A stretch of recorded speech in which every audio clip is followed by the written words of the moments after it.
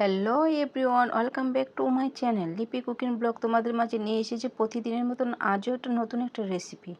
আজকে যে রেসিপিটা তোমাদের মাঝে নিয়ে হাজির হয়েছে সেটা হচ্ছে গরুর মাংস দিয়ে ছোলা বুট বোনা।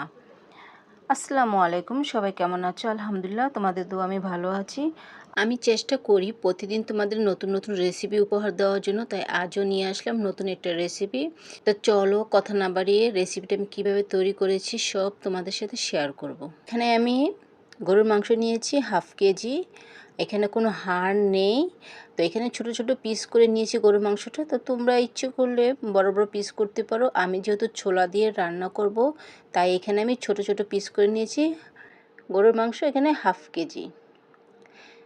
আর ছোলা নিয়েছি আমি এখানে হাফ কেজি। তো ছোলাটায় আমি প্রায় 2 ঘন্টা ভিজিয়ে রেখেছি। ছোলা বুট গরুর মাংস দিয়ে রান্না করলে অবশ্যই ভিজিয়ে রাখতে হবে। এখন আমি পেঁয়াজ কুচি কেটে রেখেছি রান্না করার জন্য। তাহলে চলো ছোলা বুট মাংস দিয়ে কীভাবে আমি রান্না করি।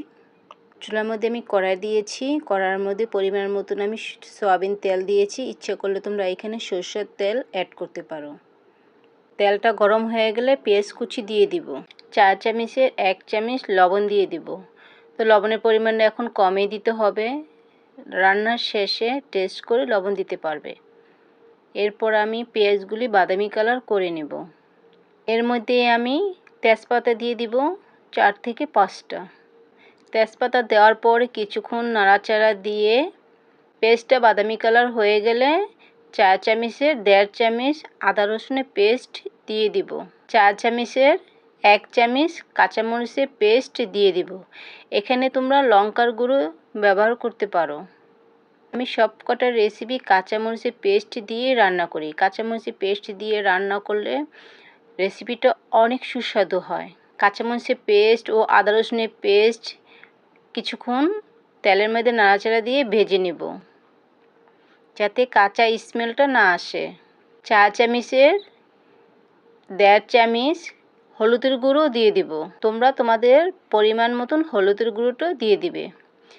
এরপর আমি সব কটা মশলা যে ব্লেন্ড করে রেখেছি সেখান থেকে আমি 4 চামচের 1 চামচ গরম মশলার গুঁড়ো দিয়ে দিব। 4 চামচের 1 চামচ জিরের গুঁড়ো দিয়ে দিব।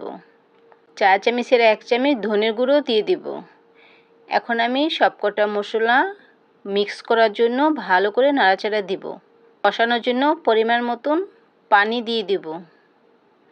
কিছুক্ষণ নাড়াচাড়া দিব। এরপর আমি ঢাকনা দিয়ে ঢেকে দিব কষানোর জন্য।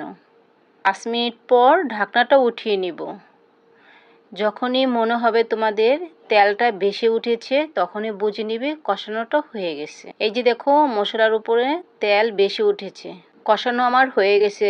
যখনই তোমরা দেখবে যে মশলার উপরে তেলটা বেশি উঠেছে, তখনই তোমরা যে গরুর মাংস আমি কেটে রেখেছি গরুর মাংসগুলো এখন আমি দিয়ে দিব।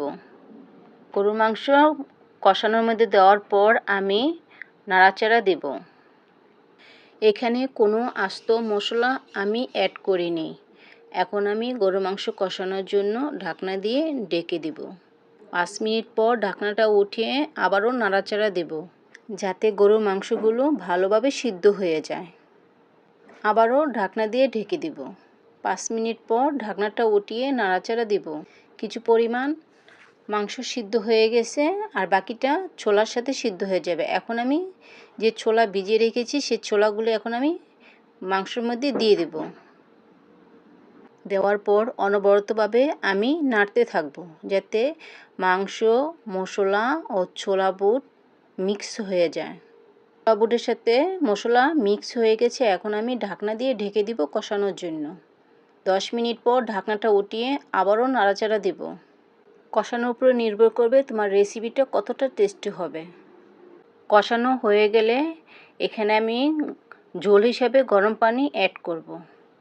আর ঝোল হিসাবে অবশ্যই গরম পানিটা অ্যাড করতে হবে। পরিমাণ মতন আমি এখানে ঝোল দিয়ে দিলাম। এখন আমি ভালোভাবে নাড়াচাড়া দিব, ঝোলটার সাথে যেন মশলাটা মিক্স হয়ে যায়। বলক আসার জন্য ঢাকনা দিয়ে ঢেকে দিব। 20 মিনিট পর ঢাকনাটা উঠিয়ে নিব। বলক চলে এসেছে। এখন আমি খুন্তির সাহায্যে আবারও নাড়াচাড়া দেব। এর মধ্যে ছোলাটা সিদ্ধ হয়ে গেছে। তোমরা ইচ্ছে করলে খুন্তির সাহায্যে ছোলাটা উঠিয়ে 2 আঙ্গুলে চাপ দিলেই বুঝতে পারবে। এখন আমি পরিমাণ মতন লবণ অ্যাড করলাম, কারণ প্রথম যে লবণ দিয়েছি তখন আমি পরিমাণটা অল্পই দিয়েছি। এখন আমি ঢাকনা দিয়ে ঢেকে দিব পরিপূর্ণ হওয়ার জন্য। এই দেখো বন্ধুরা, আমার কিন্তু রান্না হয়ে গেছে। বাটিতে আমি পরিবেশন করেছি। দেখতে কেমন লাগতেছে আর রান্নাটা কেমন হয়েছে প্লিজ গঠনমূলক একটা কমেন্ট করবে। আল্লাহ হাফেজ।